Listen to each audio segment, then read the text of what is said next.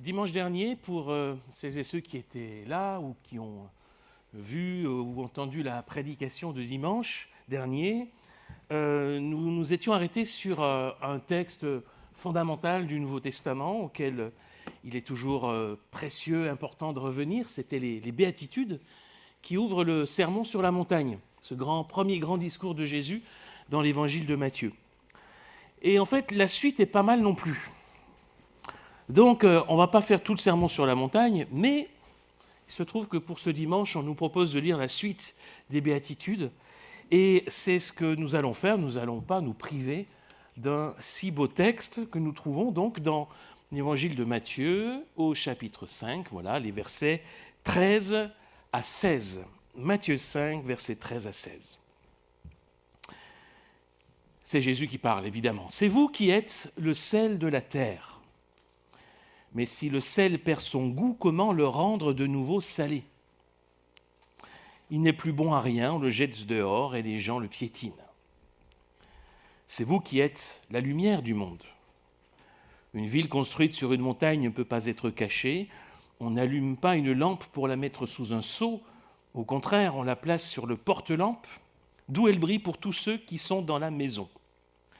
C'est ainsi que votre lumière doit briller aux yeux de tous, afin que chacun voie le bien que vous faites et qu'il loue votre Père qui est dans les cieux. »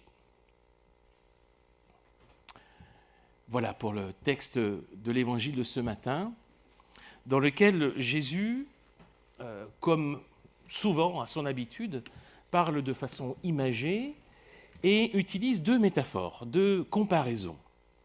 Il s'adresse à ses disciples et si nous sommes de ses disciples, nous pouvons l'entendre pour nous aussi. Et il les compare à du sel et à une lumière.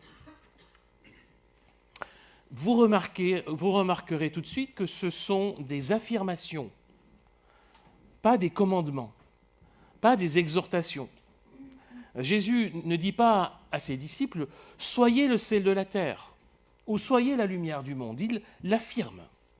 Il dit, vous êtes le sel de la terre, vous êtes la lumière du monde. Mais il y a un mais. Il ne s'agit pas de devenir sel de la terre, parce que nous le sommes déjà, mais attention, de ne pas perdre notre goût. Là, c'est une exhortation. Il ne s'agit pas de devenir lumière du monde, nous le sommes déjà, et on verra ce que cela veut dire. Mais attention, il s'agit de ne pas cacher cette lumière. En fait, c'est justement ces deux dangers associés aux deux métaphores qui nous aident à comprendre le sens justement de ces images, de ces comparaisons que Jésus propose pour nous autres, ses disciples. Alors on va simplement reprendre ces deux métaphores, on verra qu'elles sont complémentaires, les reprendre en nous attachant en particulier aux deux dangers qui leur sont associés. Alors pour le sel, le danger pour le sel, dans la métaphore de Jésus, c'est que le sel perde son goût. Littéralement, qu'il devienne stupide. Alors, un sel stupide, ça n'existe pas, mais on pourrait comprendre. En fait, l'idée, c'est que le sel devienne inutile, inefficace. C'est ça l'idée. Vous savez, dans l'Antiquité, le sel, c'était une denrée très précieuse. On l'utilisait pour beaucoup de choses. Beaucoup d'usages différents avait-on avec le sel. Mais dans le cadre de la métaphore de Jésus, c'est l'usage domestique qui est visé. Ben oui, quand on regarde dans l'image que Jésus développe, il nous a dit que quand le sel devient inutile, qu'est-ce qu'on fait ? On le jette dehors. Il est piétiné aux pieds, ce qui veut dire qu'il est utile quand il est dedans, dans la maison. Donc c'est bien l'usage domestique du sel qui est visé par Jésus dans cette métaphore. Alors comment est-ce qu'on utilisait le sel dans l'Antiquité ? On l'utilisait au moins pour deux choses. D'une part, pour conserver les aliments. Évidemment qu'il n'y avait pas de réfrigérateur ou de congélateur au temps de Jésus, hein, vous savez bien. Donc on salait les aliments pour pouvoir les conserver. Ou alors aussi, et ça on l'utilise toujours aujourd'hui, on utilisait le sel pour donner du goût aux aliments. Ça, on le fait toujours aujourd'hui. Par ailleurs, le fait d'être jeté dehors pour le sel peut rappeler d'autres métaphores de Jésus. L'idée d'être jeté dehors, c'est une parole que Jésus associe à l'idée d'un jugement dans un certain nombre de ces images, de ces paraboles. Par exemple, c'est le sort qui est réservé à l'invité de la noce qui n'a pas revêtu des habits de fête. Il est jeté dehors. Ou alors au serviteur inutile qui n'a pas fait fructifier les talents que son maître lui avait donnés. Il est jeté dehors. Donc comme ce sel qui est jeté dehors ici dans la métaphore, il y a une idée d'un jugement, d'une réprobation associée à cette image, le fait que le sel perde son goût. Autrement dit, que dit Jésus à ses disciples? Qu'est-ce qu'il nous dit en disant « vous êtes le sel de la terre » Il leur dit qu'ils sont bons et utiles pour la terre, c'est-à-dire pour le monde. Comme le sel pour les aliments, ils sont utiles, vous êtes utiles pour le monde. Et il s'agit de ne pas perdre de vue cette vocation. Et c'est là qu'il y a ce danger, cette mise en garde. Jésus met en garde... Ah, ça n'a plus envie d'avancer. Jésus met en garde, non? Il met en garde contre les ordinateurs, non? Voilà. Jésus met en garde contre le risque de devenir des disciples sans saveur, inutiles pour le monde. C'est facile de le devenir en réalité. Mais quand on regarde l'histoire de l'humanité, on se rend compte qu'il y a de très nombreux chrétiens qui ont été celles de la terre, qui ont été utiles et bons pour le monde, pour faire avancer et progresser la société. Dans plein de domaines, des avancées sociales sont dues à l'engagement d'un certain nombre de chrétiens, autour de la dignité humaine, autour de la santé, autour de l'éducation, autour des aides sociales, autour de la protection des plus vulnérables. On pourrait multiplier les exemples. Tout ça sont des chrétiens qui ont été celles de la terre. Malheureusement, c'est loin d'avoir été le cas de tous les chrétiens dans l'histoire. Bien malheureusement. Parfois, il y a eu les pires horreurs qui ont été commises sous couvert de la foi chrétienne. Des guerres, des violences, de l'oppression, des abus. Et ça arrive aujourd'hui encore.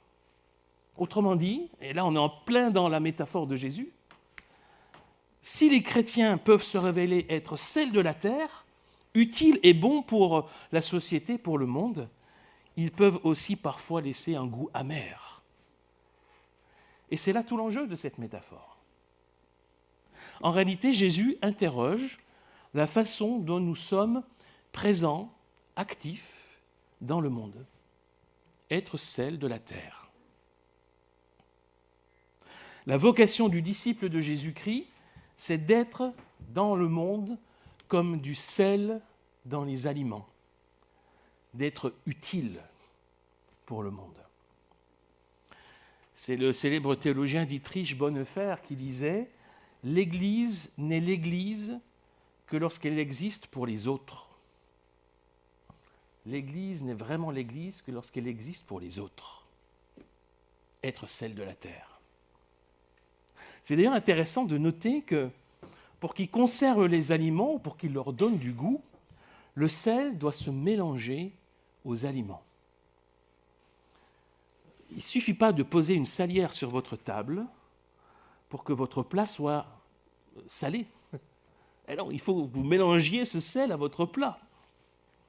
Et parfois, l'Église peut être perçue ou vécue comme une salière hermétiquement close pour préserver la pureté du sel. Mais alors, inutile pour les aliments, inutile pour ce qui nous entoure. Comment être sel de la terre sans être mélangé au monde? Ce n'est pas possible. Cette présence dans le monde dans laquelle nous sommes appelés, elle peut être souvent discrète, mais elle est essentielle. En réalité, c'est vrai que c'est très porteur cette image du sel, parce que le sel, il est utile quand il disparaît. Mélangé à des aliments, on ne le voit plus, le sel, mais on en sent le goût. Sa présence fait toute la différence. Vous avez sans doute déjà oublié de mettre du sel dans votre plat. Et quand vous goûtez, vous vous rendez compte qu'il n'y a pas de sel. Quand le sel est là, on ne le voit plus, il est mélangé aux aliments, mais il fait toute la différence. Est-ce qu'on peut dire ça de nous? Ah, ça c'est une vraie question. Est-ce qu'on peut dire la même chose de nous, en tant que disciples de Jésus dans le monde, qu'on fait toute la différence, qu'on donne du goût, de la saveur, sans que ce soit forcément évident, au tape à l'œil, peut-être discret, mais une présence discrète qui fait toute la différence. Jésus nous invite à nous demander comment est-ce que je peux être utile à mon prochain, au monde dans lequel je vis, la société dans laquelle il m'a placé, et comment est-ce que je pourrais l'être si je ne vais pas à la rencontre de mon prochain. Jésus est évidemment l'exemple suprême dans ce domaine. Il a été avec les faibles, les petits, les délaissés, les exclus de la société de son temps. Il s'est mélangé à eux. D'ailleurs, les chefs religieux qui étaient bien dans leur salière, eux le lui ont reproché. Jésus accueillait ceux qui venaient à lui, quels qu'ils soient. Il priait pour eux, il les guérissait. Il allait manger chez ceux qui l'invitaient, y compris des pécheurs, y compris des gens de mauvaise réputation. Eh bien, il donnait du goût à ceux qu'il rencontrait. En quoi est-ce que je suis utile aux autres? Quel est le goût que je diffuse autour de moi? Quelle influence est-ce que j'ai sur mon prochain, qui fait partie de ma vie?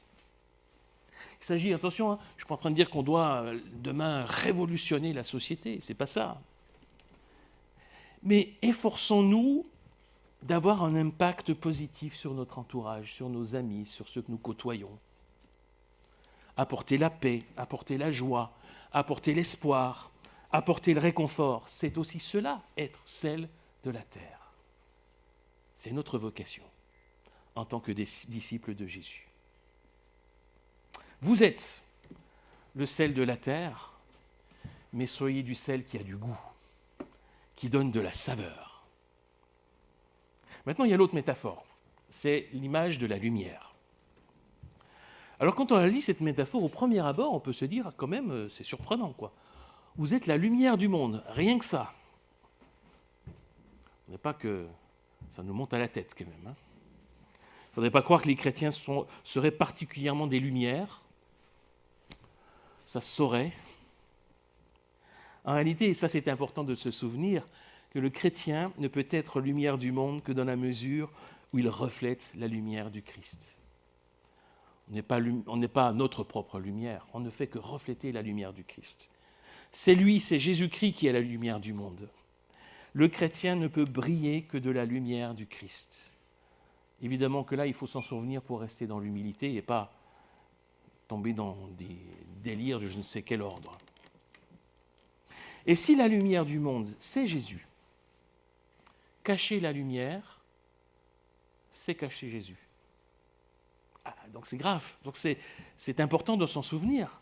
Cacher le Christ, c'est renoncer à le refléter, c'est ne pas le laisser briller en nous et à travers nous. Comment alors prétendre être son disciple? Si le danger du sel, c'était de devenir insipide, donc inutile, le danger pour la lumière, c'est d'être caché, donc de ne plus briller, donc aussi d'être inutile. À quoi sert d'allumer une lampe si on la place sous un seau? La nouvelle français courant que j'ai utilisé traduit comme ça, sous un seau. C'est quoi ce seau sous lequel on a peut-être envie de mettre une lampe? En fait, le terme grec habituellement est traduit par boisseau. Ce n'est pas un mot qu'on utilise très souvent, le mot boisseau, sauf que c'est entré quand même dans une expression qu'on utilise en français. Mettre sous le boisseau, c'est une expression que vous trouvez dans le dictionnaire, et qui veut dire justement cacher. Mettre quelque chose sous le boisseau, c'est cacher quelque chose. En fait, le boisseau, c'était dans l'Antiquité une unité de mesure, un boisseau. Et par extension, c'était le récipient qui était utilisé pour mesurer le boisseau, pour mesurer de la matière sèche. Autrement dit, quel est le rapport entre un récipient qui est une unité de mesure et une lampe? Absolument aucun rapport. Il n'y a rien à voir l'un avec l'autre. C'est totalement absurde de mettre un boisseau sur une lampe. C'est totalement incongru. Évidemment que c'est intentionnel si Jésus évoque ça. Il dit que cacher la lumière du Christ qui est en nous, c'est aussi incongru et absurde que de mettre un seau ou un boisseau sur une lampe qu'on vient d'allumer. Ça n'a pas de sens. Mais pourquoi une absurdité pareille nous viendrait à l'idée? Pourquoi est-ce qu'on cacherait comme ça la lumière, surtout si c'est la lumière du Christ qui est en nous? Eh bien, Jésus nous donne 2 indices, au moins 2 éléments de réponse. Tout d'abord, dans la façon dont il a d'insister sur le rôle de la lampe dans sa métaphore. Qu'est-ce qu'il nous dit? Cette lampe, elle est là pour éclairer tous ceux qui sont dans la maison. Autrement dit, la lumière du Christ, celle dont nous sommes porteurs, celle qui nous éclaire intérieurement, celle que nous voulons porter aussi au monde, celle que nous sommes appelés à refléter, eh bien cette lumière, elle n'est pas réservée à certains, elle est pour tous ceux qui sont dans la maison. Elle est pour tout le monde. Tous ceux qui sont autour de nous ont le droit de voir, de recevoir, d'être accessibles à cette lumière. Ce qui veut dire que cacher la lumière sous un boisseau, c'est peut-être refuser de la faire briller pour tous. C'est nous-mêmes faire le tri. Non, il ne s'agit pas de la garder pour soi, pas considérer notre foi, notre espérance, pas considérer la bonne nouvelle comme un trésor qu'on va garder pour nous, préserver pour soi ou garder entre nous simplement. Non, la bonne nouvelle, parce que c'est une bonne nouvelle, justement, elle est à partager, largement, pour tous, pour toutes. La lumière de Jésus doit briller pour tous. Mais pas non plus faire le tri, pas choisir ceux qu'on va aimer et ceux qu'on ne va pas aimer, ceux qu'on va accueillir, ceux qu'on ne va pas accueillir, ceux qu'on va fréquenter et ceux qu'on considère comme infréquentables. Choisir que cette lumière, elle est pour certains, mais bon, pas pour ceux-là. Non, pas pour ceux-là. Eh bien si, la lumière du Christ est appelée à briller pour tous ceux qui sont dans la maison, sans exception. Le deuxième élément de réponse, c'est le fait que Jésus insiste sur l'effet que la lumière a sur ceux qui la voient.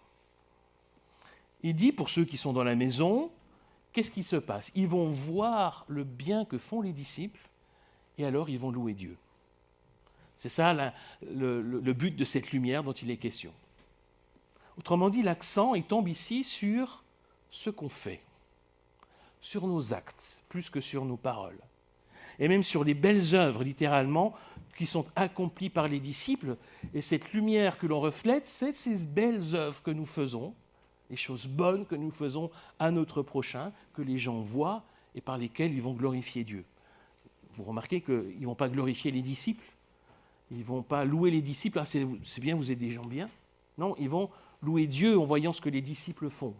Ce qui est un indice de plus que cette lumière dont il est question, c'est la lumière de Dieu, puisque c'est vers Dieu que se tourne la louange et pas vers les disciples eux-mêmes. Autrement dit, cacher la lumière sous un boisseau, c'est aussi peut-être ne pas la manifester par nos actes, ne pas la manifester par notre façon de vivre. Peut-être en ayant cette lumière intérieure de la foi, mais on la garde secrète, enfouie, privée, juste pour nous. Ou alors on ne cherche pas vraiment ou pas du tout à la mettre en pratique.